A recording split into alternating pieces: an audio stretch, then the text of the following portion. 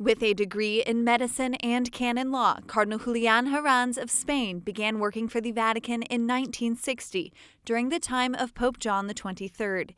He has since served the Church in difficult cases, such as the investigation of the so-called Vatileaks scandal during the pontificate of Benedict XVI.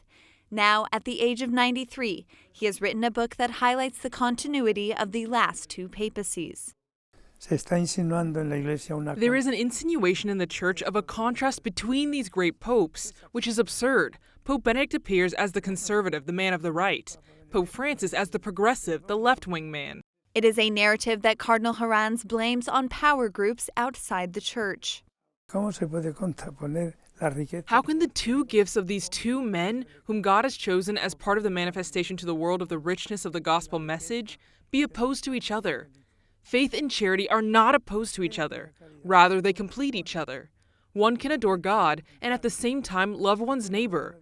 One thing and the other are not opposed. That is to say, they must be integrated. What these two popes teach us is together that we must be integrated, united. The Spanish Cardinal assures that the teachings of both Pope Benedict and Pope Francis create an extraordinary richness.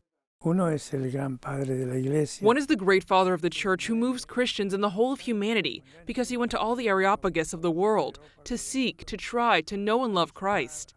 And the second is the personification of the Good Samaritan, who goes in search of this humanity, wounded by so many miseries, and tries to cure them.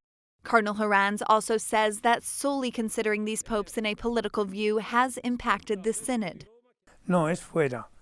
It is from the outside that they want to project this opposition in the synod. I believe that this is partly due to a lack of understanding of the meaning of the word synod, which is equivalent to co-responsibility.